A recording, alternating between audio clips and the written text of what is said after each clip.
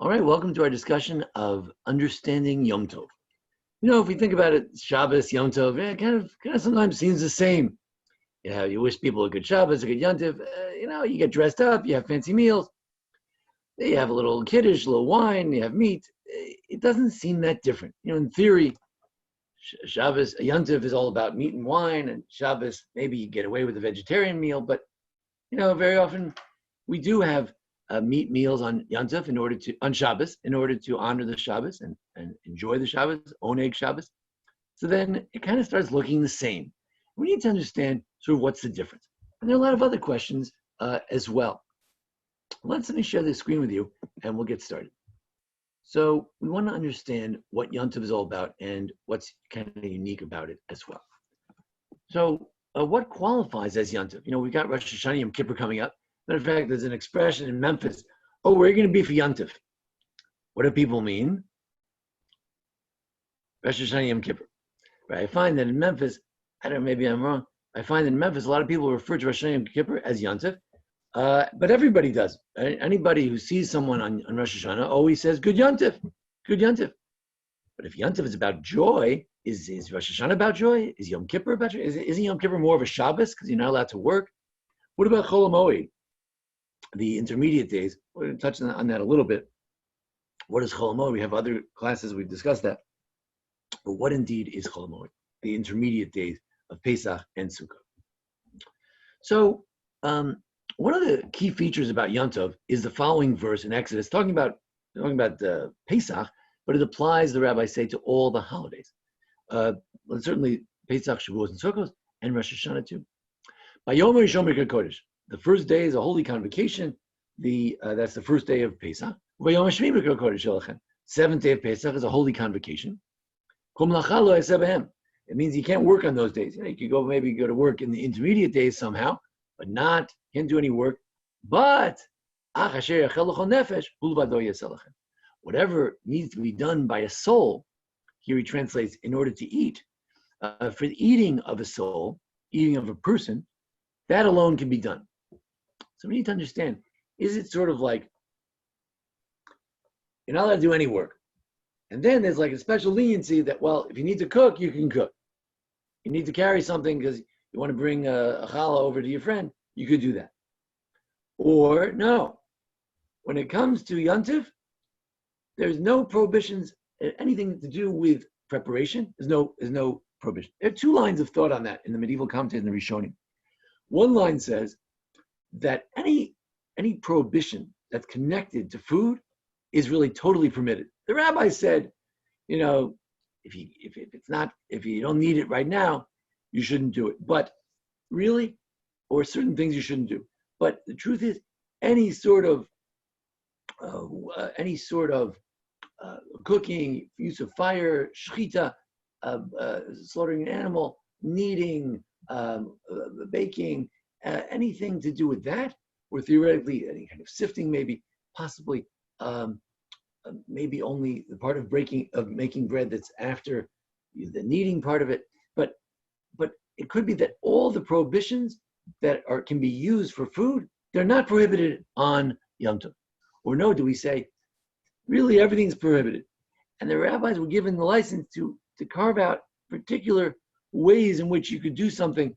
You could only prepare. You can't reap you can't reap the wheat and thresh it and winnow it and all that.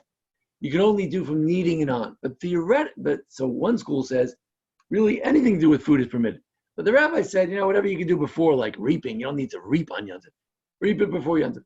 But theoretically, all reaping is permitted. Or no, really, all the prohibitions are only limited to that which is related to food. If it's not related to food, it's prohibited. So something to do with food.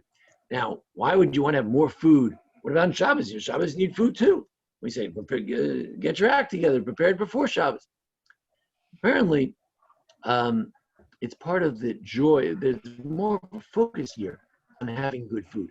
It's important on Shabbos too. Karaz Shabbat Oneg, we have to make Shabbos enjoyable. We talked about that the other week.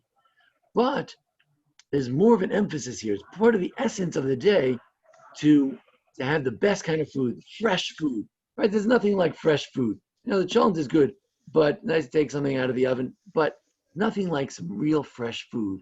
And that seems to be an importance of Yom Tov. So that clearly is one of the key differences. In fact, the Mishnah in Megillah says, Ein bein Shabbos Yom Tov ela ochel nefesh b'vad. The only difference between Shabbos and Yom Tov is the preparation of food. In terms of joy, so the Rosh in Rosh Hashanah, the Rosh is Rabbeinu Asher, like my son's name Asher. His name was Asher as well, and he was a German rabbi. He had to move to Spain out of necessity, and he says the following about the early Ashkenazic rabbis. He said, Rabbeinu Yitzchak Bar Yehuda hinig b'Magenza in Mainz, one of the cities in Germany, an early rabbi, teacher of Rashi. He instituted in Mainz to say V'hasienu b'Rosh Hashanah v'Yom Kippur. The prayer of Hasienu, we'll see later, that you should give us Birkas Moadecha. God should bless us with the blessing of the holiday. Here it is right here. Simcha for joy, and you should help us rejoice, and God should give us with simcha and sasan, with great joy, the holidays. So he thinks that even on Rosh Hashanah, you should say this prayer that asks God to give us the blessing of Moadecha, of a holiday. B'Shem Rebbe Lezer Agadol, in the name of another great German rabbi, Meshulam, Shal S.P. Rosh Yeshiva B'Shushalayim. They asked the Jerusalem rabbis, in Jerusalem, they said the blessing of God should give us a holiday blessing, that He should help us rejoice. And they said that blessing in the prayers of Rosh Hashanah Yom Kippur. So should we wish people a good Yom Tov, a Chag Sameach on Rosh Hashanah? According to this, for sure. If you they bring some sort of proof from the Jerusalem Talmud. However, there's another teacher of Rashi. He said in Germaiza, in Worms, he made the institution not to say that. You can't call it a moed. You know the word chol moed? That means the weekday of the holiday. So the Birkas Moadim, to say that God should give us a blessing of the Moadim, of the holidays, that only applies on Pesach, Shavuot, and Sukkot. Because there's an idea that on Sukkot, on Pesach, Shavuot, and Sukkot, we go to the temple and we'll be blessed, like the blessing of God. So we see there's a special blessing that God gives us on a holiday. But on Rosh Hashanah, to say that God should give us a blessing of the holiday, what blessing of the holiday? It doesn't say in the Torah that you get a special blessing for Rosh Hashanah. You get a blessing for Pesach and Shavuot and Sukkot. One of the early Gaonim, early rabbis, when we say in the holiday prayers, God should give us the blessing of the moed of the holiday, that refers to the sacrifices of the holiday. So here we get to a different point. That you know what makes a holiday a holiday? The sacrifice of a holiday. They would bring a korban chagiga. They bring some meat so they could enjoy it. They would bring a korban re'iyah, a sacrifice, because they came to Jerusalem to see God. But they bring shlamim. They bring things they could eat to Jerusalem. So that's what it's all about. On Rosh Hashanah, you don't have to come to Jerusalem. You don't have to bring special sacrifices.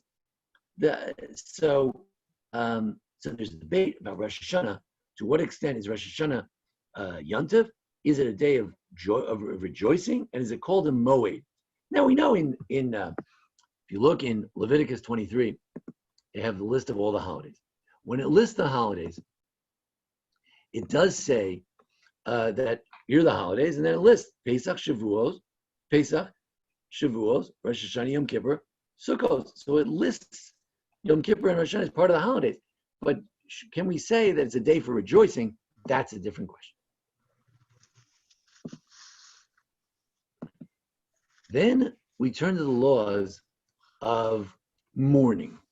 We all know that if someone has Shiva, God forbid, during a holiday, or if a holiday bumps into your Shiva, what happens to your Shiva? Kaput, goes away, right? There's no Shiva. So what about Shabbos? Well, Shiva doesn't go away, but we all know you don't sit Shiva on Shabbos. What about Shavuot? How many days do you get off for Shavuot? You get 7 days off. It's only 1 day holiday, 2 days. What about Rosh Hashanah Yom Kippur? Rosh Hashanah should stop the mourning? What, you're not allowed to be sad on Yom Kippur? I don't understand. So there's a debate in the Mishnah. Rabbi Lezer says, once the temple is destroyed, And Shavuos is just one day. You don't have to bring sacrifices for 7 days, as they used to in the old days. You see, when there's a holiday, yeah, everyone has to bring a sacrifice. Shavuos is only one day. How can all of Israel bring sacrifice on Shavuos? So they said, no, you can make it up for 6 more days. So it was a 7-day holiday. So we can understand that if a person is trying to sit Shiva and then come Shavuos, he loses 7 days. But nowadays, it's like Shabbos. You can just have a, you can just, you just take off for a day and then you continue the Shiva. Ram Gamliel says, Rosh Hashanah, now that's a very strange position because on Shavuos you have to be happy. You're supposed to be happy. In the morning, you're supposed to be sad. You can't be sad and happy at the same time. So how could it be like Shabbos? Could say that he says that as long as you have the externals of Yom Tov, you're eating meat and wine, in your heart, you're conflicted whether you're happy or sad. It doesn't make a difference. As long as you have the externals, it's good enough. And after all, you're not going to publicly mourn it. It's like Shabbos. You won't publicly mourn. So in your heart, you'll have a conflict. Don't worry about it. When Gamliel said, Rosh Hashanah Yom Kippur, no. Rosh Hashanah Yom Kippur are just like a holiday. That Rosh Hashanah is like Pesach. If you, the Shiva, God forbid, the death, God forbid, bumps into a Rosh Hashanah Yom Kippur, the whole Shiva is canceled. Why? Apparently, there is joy on Rosh Hashanah, and you can't tell someone, be happy and sad at the same time. Okay, I want you to be happy, also be sad. You can't do that. You have to make up your mind. So we say, look, the community is happy. Individually, you're supposed to be sad. The communal joy overrides your personal sadness. Get rid of it. We don't want to have people running around crying. On Rosh Hashanah, you should be happy. So he's saying that Rosh Hashanah Yom Kippur are like sort of like Pesach and Sukkot. They're Yantivs. Some of the majority opinion was, but not necessarily the way we say today. Look, Shavuos is Shavuos. Shavuos is one of the 3 holidays. Pesach, Shavuos, and Sukkot, the pilgrimage holidays. Regalim, forget about it. That cancels the morning. Rosh Hashanah Yom Kippur, it's like Shabbos. Rosh Hashanah Yom Kippur. It's true that you have external things like having meat and even wine on Rosh Hashanah, let's say. And it's true that Yom Kippur, maybe you should rejoice. Maybe. The Rosh said that you should say the prayers for a holiday on Yom Kippur. But it's not a contradiction. It can be like Shabbos. On Shabbos, you act like it's a nice day, you have beautiful clothes on Yom Kippur, but the mourning can continue afterwards. So this question as to whether Rosh Hashanah Yom Kippur qualify as a holiday and whether they should have elements of joy is a debate in the early days in Ashkenaz, in early Germany, around the year 1100, around the Crusaders. And it's also a debate all the way back in the Mishnah as to what the status of it. And then we might even ask about Shavuos, maybe because Shavuos doesn't have any rituals today, maybe that takes away from some of the Simcha. I don't know. I didn't see that in writing. Maybe. Let's compare the prayers on Shabbos and the prayers on Yom Tov. Now, I have to give credit where credit is due. Rabbi Aaron Lichtenstein of blessed memories, Zecher Tzadik Livracha, a great teacher at Yeshivat Har Etzion in Israel, where I studied under him a little bit. He has 2 wonderful books that came out posthumously by his children, and one is called Kedushas Aviv, and one is called Minchas Aviv. And in both, he has articles about the nature of Yom Tov. And everything I'm saying today is really borrowed from him. So he says, let's compare the Shabbos prayers and the Yom Tov prayers. On Shabbos, I'm sorry I don't have the English here, but you can look at a few words that you can know. Yismechu, simcha, joy, right? We do mention joy on Shabbos. But now, Ashkenazic Jews only mention it in Musaf. Sephardic Jews, like Anshei Sphard, our shul, we're not Sephardic congregation, we have use a Nusach Sphard Siddur, we do mention Yismechu in all of our prayers. Yismechu. Rabbi Soloveitchik thought that the Ashkenazic view is correct, that only in the Beis HaMikdash, on Musaf, which reflects the Beis HaMikdash, in the Beis HaMikdash on Shabbos, there was joy, but not on the other part of Shabbos. But the Nusach Sfard is arguing there is Simcha on Yom Tov. In fact, there's a medrash that says, on the day of every Shabbos, because it's a day of joy.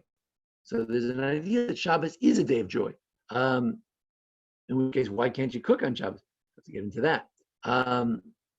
But if you look at the essence of the prayer, though, Rabbi Lichtenstein points out, we say, "Hanchilenu Hashem Elokeinu," and you should give us, God, but with love, Shabbos Kodechecha v'yanuchu bo kaiso. You know what we should do on Shabbos? Rest on it. The essence of Shabbos is the word Shabbos, to cease and desist, to stop working. The essence of Shabbos is not to work. It doesn't say anything about joy. Now, the Nusach Sphard says you should rejoice our souls. It's a little different. Shabbos, our soul rejoices. Okay. I think, again, the Nusach Sphard is more of the opinion that Shabbos is, our Shul Siddur is more of the opinion that Shabbos is related to Simcha, to joy. Ashkenazic Siddur, classic German Siddur, says no, there's no joy in Shabbos at all, maybe in Musa. But basically, if you ask, what does the prayer say? What are we supposed to do on this day? Bi'anu chubo. It's a day to rest. In fact, some people call it Yom HaManoach. It's a day of Menucha, rest. Yom Tov is different. We mentioned the prayer before that some say you should say it on Rosh Hashanah Yom Kippur too, which we do not. But on Pesach, Shavuot, and Sukkot, we do say this prayer that God should lift up the blessing of the Moed. Moadecha, Moed, like the word Chol Moed, means holiday. For what? Chaim Tovim V'Shalom, for a good life, and Simcha and Sasam. It should give us happiness and joy. And then we say the things we say on Shabbos as well. And Banchilenu, you should give us the Simcha V'Sasam. Moadei Kodechecha v'Yismechu B'cha Yisrael. God should give us Simcha, joy, and Sasam, another type of joy, on the holidays of your holiness, holy holidays, and v'Yismechu B'cha Yisrael. And the Jews should rejoice with you, those who sanctify your name. So it's all about rejoicing. So Yom Tov is about rejoicing. Shabbos is about menucha. It's about rest. So while we may celebrate them in similar ways, they're there for a totally different purpose. Shabbos is about rest. It's about those prohibitions. Don't work, don't do that. The whole definition of Shabbos are the things you can't do. When we say you can't do 39 things on Shabbos, that's the definition of it. It's all about stoppage. Stopping. Lishbot means to stop. God stopped on the seventh day. We have to stop what we're doing in 39 particular ways with all their auxiliary laws. That's what the essence of it is. On Yom Tov, that just helps me rejoice, right? If I'm on my iPhone and my Facebook and this, I can't rejoice. I have to focus. I'm not watching the movies. I need that rest. A woman is weaving all day. She needs to stop it so she can rejoice. So Shabbos and Yom Tov are both prohibited. In both cases, you're not allowed to weave. But on Shabbos, it's because you want to rest, and on Yom Tov, it's because you have to rejoice, and it's a way toward rejoicing. Or, as Rabbi Lichtenstein put it, maybe it's a way of fulfilling Mikra Kodesh. It's a holy convocation. How does it become a holy convocation? You got to tell everyone to put away their phones. Otherwise, it's not a holy convocation. Okay. Then there's another way in which Shabbos and Yom Tov are different. And Rabbi Lichtenstein really hones in on a very, very important point. On Shabbos morning, we say something which I think is like a national anthem.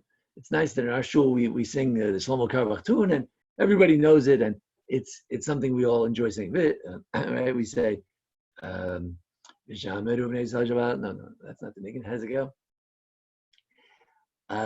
Whatever it is, we have a niggin that we sing for Vishamru.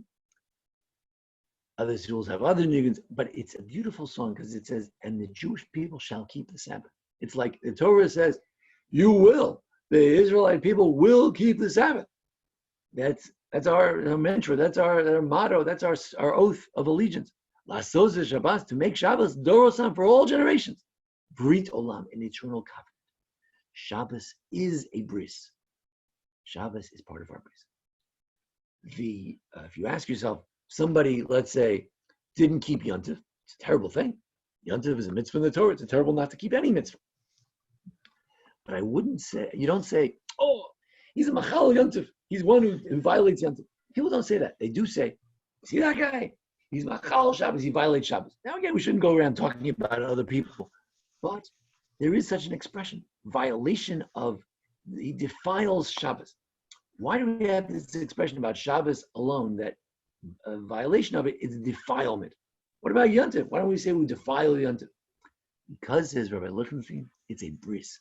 Shabbos is a covenant, and it's a specific covenant. It's not that different from the bris that a boy has. Has a bris, has a covenant.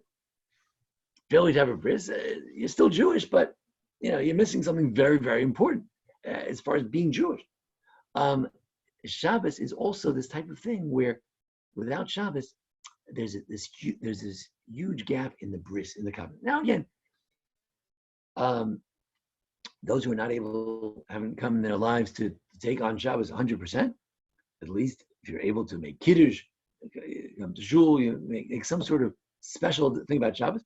If you're also keeping the covenant to some degree, I don't know if it's, I think it's, nothing's all or nothing, but in its ideal form, it has a station from all work and the positive elements as well. So it's an eternal covenant. So that's Shabbos. Let's go back to the sheet again. Shabbos is a covenant. It doesn't say that the Jewish people shall keep Pesach as a covenant for all generations. Now, we have to redefine that. It doesn't Pesach have something to do with the covenant? We'll have to get back to that. So saying that, I'm sorry, I had a question. Yeah. Were you saying the final decision was to keep Shabbos with joy? It's a debate. It remains a debate. There is an obscure source, the Sifrei, that says that the day of your Yom Simchaschem, the day of your joy, it refers to Shabbos. So we see that Shabbos is a day of joy, but that's like a footnote. In general, it never says you should rejoice on Shabbos. The Rambam doesn't mention it. No one says it. And in some Sidurim, it says it. It's true that you might argue that if you daven with a Nusach Sfard Siddur, or if you're Sephardic, you might argue that your Siddur thinks there's some kind of joy on Shabbos. Maybe it's only in the prayers, but still, the essence of it is for resting, not for joy. But there may be an element of joy on Shabbos as well. Yeah. What about Rashi? What does he say? Rashi, we're going to get to Rashi later about some other elements. Rashi on Simcha, I don't know. Okay. Rashi, it has to be a particular pasuk, a verse, or a line in the Talmud. So this is a more a topic that's not exactly in one particular line. But there might be a Rashi I have to think about it. Moving along. Maybe we'll come up in the later part of the presentation. Now, there's another time in that same section where it says, Shabbat, a couple of verses before that, it says, at Shabbatot Tishmor, you shall keep my Shabbases, in plural. So you say Shabbases, there's only one Shabbos, right? There's only one Israel, there's only one Jewish people, and there's only one Shabbos. So what do you mean my Shabbases you should keep? Shabbosos. Again, in Yiddish we say Shabbosim, and in Hebrew we say Shabbatot, plural for Shabbos. So what do you mean plural? Is there more than one Shabbos? So Ibn Ezra, who's a little bit of a skeptic, he says, look, holidays are not Shabbos. Only Shabbos is Shabbos. Holidays can be Shabbaton. There's a word in Hebrew, Shabbaton, which you know from modern parlance. But a holiday is not a Shabbos. So my Shabbatot means all the Shabbos, every Shabbos. Shabbos, this Shabbos, next Shabbos, last Shabbos. Should keep all those Shabbos. There's an idea that the Shabbos connect to each other, even from one week to another. But Shabbos is Shabbos. It does not refer to Yom Tov. However, if you turn to the Orach Chaim, the mystic from Tzfat, he says, Shabbatotai, my plural Shabboses, you see that word Shabbatotai, Shabbat, Shabbatotai. It includes anything that's called Shabbos. Shabbos Bereshis, that's the regular Shabbos, Yom Kippur, or all the holidays, because they're forbidden in various things. They are cessations of work to some degree or another, to most degrees. They are cessations of work, so Shabbatotai includes all Shabbos. So Rabbi Lichtenstein thought that this is interesting in terms of how related are Shabbos and Yom Tov. Well, some people say they're all called Shabbos. There's no question that there's one time when it's referred to as Shabbos, we come to the Omer from after Shabbos, and that means the first day of Pesach. So there, according to the rabbinic interpretation, Pesach is called Shabbos. But generally speaking, it's not called Shabbos. You mentioned Rashi. So here Rashi is not commenting on the question of Simcha, of joy, but Rashi in Shavuot. Rabbi Lichtenstein found a Rashi on the Talmud where he says, look, you can't build the Beit HaMikdash and you can't do anything on Shabbos. You can't even build the Beit HaMikdash. So, well, but it's a mitzvah. No, you can't do it. So why? Because you and the sanctuary itself are obligated in the honor of God that I commanded you about Shabbos. And what about Yom Tov? Maybe you could build the Beis Hamikdash on Yom Tov. So he says, Yomim Tovim Nami Shabbos Osikru. Yom Tov is also Shabbos. Rashi believes that a Yom Tov is also Shabbos. So again, it doesn't answer Suzanne's question, is Shabbos a Yom Tov? Is Shabbos a day of joy? But Rashi does say that Yom Tov is a Shabbos. Yom Tov is subsumed under Shabbos. Okay. Now, although Rav Lichtenstein said that Shabbos is part of a covenant, he said, Berit Olam, it's a covenant forever. Oh, I remember the niggin. Oy v'shameru v'nei Yisrael et Shabbat la'asot et Shabbat torotam Berit Olam. Berit Olam, it's a brit, it's a covenant forever. So Rav Lichtenstein claimed that Shabbos is part of the covenant. Now it's part of the covenant. There is a special covenant just for Shabbos. If you understand, in other words, God makes many covenants with the Jews. There's a general covenant with Abraham, and then it was reaffirmed at Sinai, the Sinai covenant. Then it was reaffirmed before they went from Moab into Israel. They made a covenant when they came to Israel with Joshua. They reaffirmed the covenant many times. The Christians think you make a new covenant every 5 minutes, and you throw one away and you take another one. We believe that there are covenants that build on top of each other. So to say that Yom Tov is not part of the covenant, and of course, every mitzvah is part of the covenant. But the question is there a special covenant that's made with Yom Tov? We said there is one for Shabbos. Is there one for Yom Tov? Well, look at this. In Devarim 31, I'm sorry, that's not Devarim 31. This is... in Devarim 31, this is something else. In Devarim 31, it says that every 7 years you should come on Sukkot and read the Torah. So Sukkot is a time which we use to, I would say, renew the covenant. To read the covenant again to the Jews. The book of Devarim in general is a covenantal book. At the end of the book, God says, okay, I'm going to make a covenant based on this book, based on all the laws here and elsewhere. I'm re-upping on this covenant. So in Devarim 31, there's an idea that every Sukkot, every 7 years, you re-up the covenant on Sukkot. So Sukkot is used to re-up the covenant. So that's one thing. And then here's a verse from the end from Shemot, I think it's Shemot 31, where it says, Shalosh Pa'im Shana, 3 times a year you should come to God, and nothing will happen when you go away from your house. Don't worry about it. No one will steal anything, and et cetera, et cetera. And Hashem says to Moshe, write these things down because based on this, I made the Brit with the Jews. So one of the last things that's said before God says, write this down because it's a covenant, one of the things is that he tells them about the 3 holidays, Pesach, Shavuot, and Sukkot. I mean, I can't even imagine if you make a covenant with a people and you tell them, show up to my house 3 times a year, how is that not part of the covenant? Of course it's part of the covenant, but it isn't a special covenant about Pesach, Shavuot, and Sukkot. Pesach and Sukkot are a reflection of the holiday, of the covenant, 3 times a year. The king Josiah also, we need to bring him into the picture because, if you know the story, he lost the Torah. Now, what does that mean? So usually we say it means he lost the, what did he lose? He lost the Devarim, the book of Devarim, the book of Deuteronomy, which is a covenant. So then he tells the Jews, keep Pesach, like it says in this covenantal book. What do you mean covenantal book? The book of Devarim. The whole Torah is a covenant. So we'll keep the Pesach. He says there was never a Pesach like that from the days of the judges. What was so great about it? They wiped out all the idols. They wiped out all the holidays in the days of King Josiah. What does that mean? The idols are against the covenant. So in order to reaffirm the covenant, he made a Pesach where he affirmed the covenant. There's no question that when a Jew takes the Korban Pesach, he or she is saying, I am part of the covenant. That's why we have a do-over for the Paschal Lamb and not for any other sacrifice, sort of. Because we have a make-up holiday a month after Pesach because everybody wants into the Korban Pesach because it's an element of the covenant. So what do you mean that Shabbos is a covenant?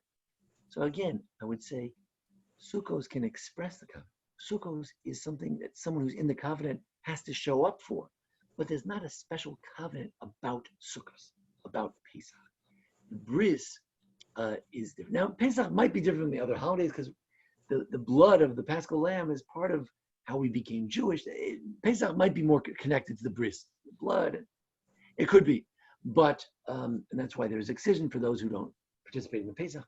But certainly the holiday of Chag HaMatzos, the 7-day holiday, Shavuos and Sukkot, they are an expression of the covenant, as is tzitzis and tefillin and everything else. But it's not necessarily a special covenant about Pesach, Shavuos, and Sukkot. But the fact that Josiah made Pesach could show that certainly Pesach, perhaps other holidays too, they're a way you express the covenant. Back to our sheet. Now, the night before the holiday is an interesting topic. What does that mean? The main thing of a holiday is to rejoice. The main way you rejoice is with meat. How do you get the meat? Well, you bring a sacrifice. When do you bring a sacrifice? Well, Pesach is unusual. You bring it before Pesach. The day before Pesach is also part of Pesach. It is Pesach. But on Shavuos and Sukkot, you can't bring the Sukkot offering before Sukkot. So the first night of Sukkot, what do you got? Nothing. So can you rejoice? So the Rashbam says that we rejoice when we have 4 cups of wine. If you don't do it the right way, you still get the mitzvah of simcha. Simcha, rejoicing. There's no meat. Then wine doesn't count. So somehow the first night, it's part of the holiday, even if it's not part of the official, there's no meat sacrifice that you have. Very often on the first night of Shavuos, first night of Sukkot, there's no meat offering that you have, but it's still part of the holiday. There's sort of the holiday, and then there's a special mitzvah of rejoicing with the meat of the holiday, the sacrificial meat, and that's only during the day. So we see that the night before, it's a time of simcha, says the Rashbam, but not exactly the simcha we all know and love, called meat and wine, which is specifically during the day, which has to do with the sacrificial meat. Also on Shabbos, you might argue that the Torah in Leviticus 23 also includes in Parshat Emor, included as sort of part of the holidays, sort of kind of one of the holidays, but there's no mitzvah to rejoice, per se, according to most authorities, Suzanne. So what is Shabbos? It's a holiday minus the rejoicing part. Rosh Hashanah, also, maybe there isn't a formalized obligation to eat meat and wine on Rosh Hashanah like there is on the other holidays, but it's still a mitzvah of simcha anyway. There's sort of a simcha minus the official meat and wine. And certainly on Yom Kippur for sure. And Chol Hamoed also, it doesn't have the official rejoicing, is really, maybe the first days or what, but there's some residual holiday that is left as well. And therefore you can't fully mourn on these days. There's some sort of residual holiday. Then the question is, what's the nature, if we wanted to understand Yom Tov, right? So if it's Pesach or it's Sukkot, is it a different holiday? Is it a different bird? We wish people get Yom Tov on Sukkot, get Yom Tov on Pesach, get Yom Tov on Shavuos. But is it a different bird? So you say, well, sure, it's a different bird, because one, there's a matzah, and one, there's a sukkah. Yeah, but you notice that the first night of Sukkot, we have to eat one piece of bread in the sukkah to remind us of its comparison to Pesach. The Mechilta, the Midrash on Shemot, suggests maybe you should have a sukkah on Pesach. Maybe you should have matzah at the sukkah. The Midrash rejects that point, but it suggests it. It thinks about it, because to some degree, maybe they are interchangeable. Maybe they're all part of remembering the Exodus, and whether it's remembering the giving of the Torah on Shavuos, or the wandering in the desert on Sukkot, or the clouds of glory, or whether the Exodus from Egypt, it's all part of the same thing, part of the Exodus. The Beis Yosef asked the question, hey, why don't we make a Sukkot during Pesach? Because it would be more obvious that you're making it for a holiday, because it's more natural to make a sukkah during Pesach. So no, we wanted to do it at a time when it wasn't natural. During Sukkot, when everyone's putting away their backyard furniture, we're making a backyard a hut on Sukkot. But theoretically, we could have had sukkahs on Pesach. So to some degree, they're all kind of mixed up. To some degree, they're very much separate, because the essence of Pesach is matzah and lack of chametz. The essence of Sukkot is a sukkah. What about a lulav? Is a lulav part of the essence of Sukkot? So Rabbi Lichtenstein said, well, there were these Jews in Jerusalem that are mentioned in the Gemara and Sukkah. They used to walk around with their lulav all day. I don't know, walking all day with the lulav. Maybe they think the lulav is an essential part of Sukkot. But one might argue that no, the lulav it's something you do on Sukkot, but it's not the essence of Sukkot. The reason the Jews in Jerusalem brought it around all day, because in Jerusalem, the lulav is very important. Because in Jerusalem is part of the temple, and in the temple they brought the lulav, rejoice for 7 days. Is the matzah an essential part of Pesach? Well, if it was an essential part of Pesach, wouldn't you make a bracha on it every day of the 7 days? But we don't. We say hamotzi, but we don't say shekisham is david tzivanu al achilas matzah. We don't make a bracha on the matzah on the 3rd, 4th, 5th day of Pesach. So is matzah still an essential part of it? So he says as follows. There are mitzvahs that we do, and then there's the residual, which is part of the identity of the holiday. You have to blow the shofar a certain number of times. When you're done with that, if you continue to blow, you're not adding to the Torah, God forbid. If you blow extra blows, as we do really in shul, we blow 100 times, you're just showing that today is a day of blowing. That's the nature of the day. When you eat matzah for 7 days and you give yourself a stomachache, you only get a mitzvah for the first 2 nights. But the rest of it, you're just trying to show that this is a holiday of matzah. And that's why you're eating it. You only have to sit in the sukkah the first 2 days, first 2 nights. But the rest of the sukkahs, we sit there, not because it's so much a mitzvah, I have to sit there. No, you don't have to. You could drink water the whole time. You could have a yogurt for 7 days. You don't need to sit in the sukkah. But the reason we do go there is to show the nature of the holiday. So certain mitzvahs, the sukkah, the matzah, and the shofar, the extra sitting in the sukkah and the extra blowing the shofar and the extra matzah we eat are not so much a fulfillment of the picayune particular mitzvah of the day, but rather a reflection of the whole day itself. Now,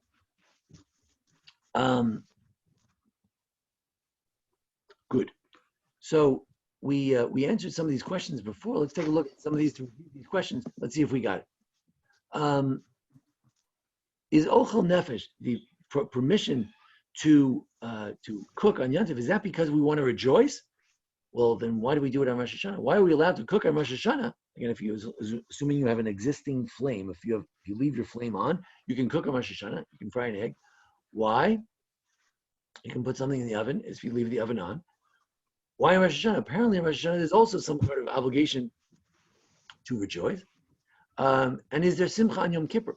And that's a whole other discussion. I believe I have a webcast about that as well. Is there simcha Yom Kippur? But based on what we said today, yes, there's some element of simcha, maybe not the formalized one, but again, according to that Rush, they used to say, call it a holiday, and we do wear good clothes. We have a meal before Yom Kippur that may reflect what we're really supposed to be doing on Yom Kippur. Had it not been a fast, I would be eating, so I eat on the Erev Yom Kippur to reflect the day of Yom Kippur. And it's certainly one of the days of great joy in our calendar, along with Tu B'Av, which we talked about last week. So there may be Simcha Yom Kippur as well. Now, based on this idea that Rabbi Lichtenstein outlined, that one of the big differences between Shabbos and Yom Tov is the idea of the covenant. Therefore, we can understand 2 expressions. We mentioned it before. Chilul Shabbos and a Mavazed HaModos. If someone violates Shabbos, we call it a desecration.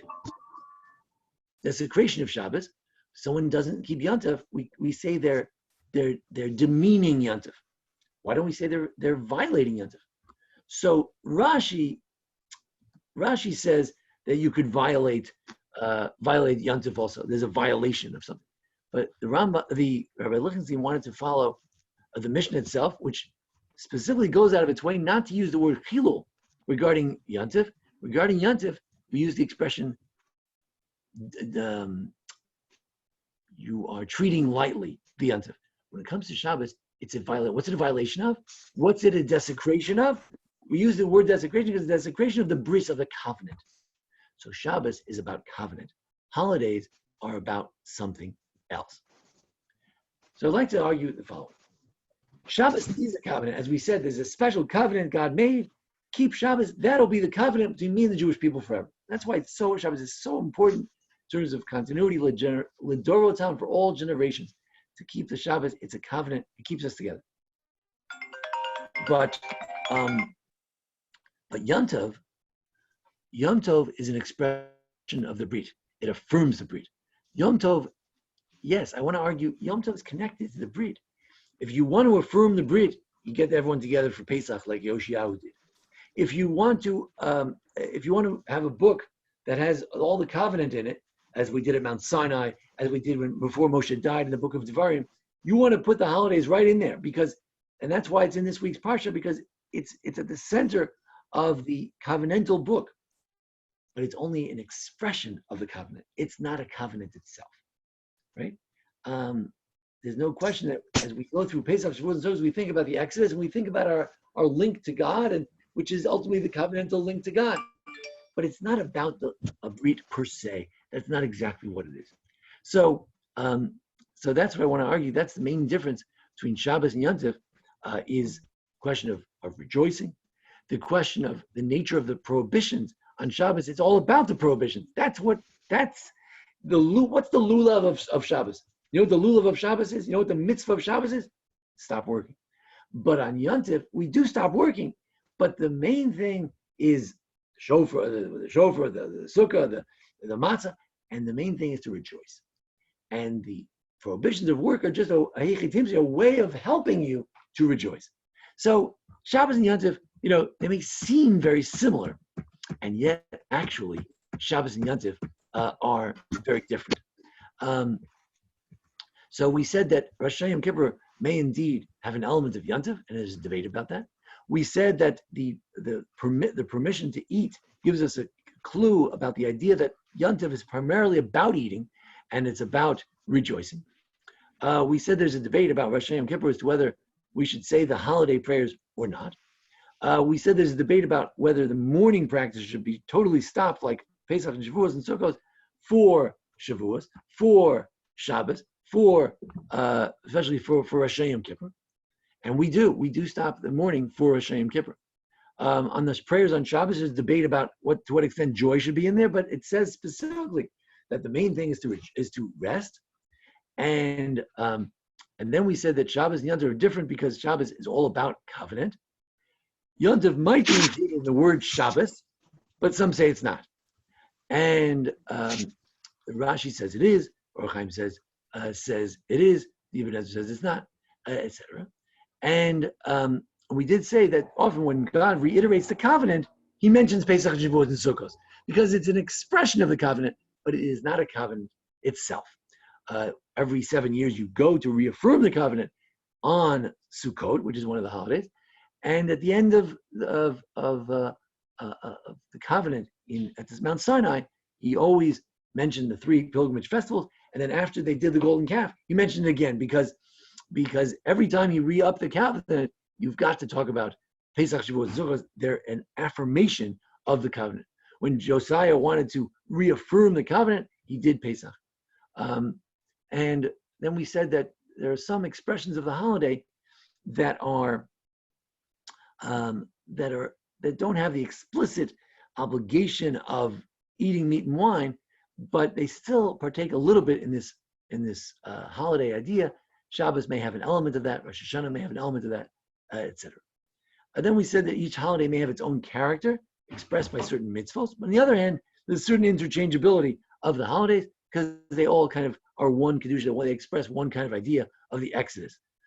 And finally, we said that because Shabbos is so connected with covenant, it's the idea of chilul, of desecration, is mentioned specifically regarding Shabbos, whereas Yom Tov, it's more a matter of you should treat them nicely, shouldn't treat them poorly. But there's no desecration because it's not about covenant per se, even though they do express the covenant as well. So Shabbos makes the brit, and Yom Tov is an expression of the brit, affirms the brit, but it's not itself a brit. So these are some thoughts on the nature of Yom Tov and the difference between Shabbos and Yom Tov. And I hope it begins to clarify, or maybe at least maybe it muddies the waters. It makes you sort of wonder about what the difference really is, or if it's all sort of the same, or what is the difference between Shabbos and Yom Tov? Suzanne likes the idea of rejoicing on Shabbos. So then, how exactly are Shabbos and Yom Tov different? I would argue that even if there is a mitzvah to rejoice on Shabbos, it's still auxiliary to Shabbos. The main thing on Shabbos is still the idea of rest. So that's our class for today. We thank you for joining us.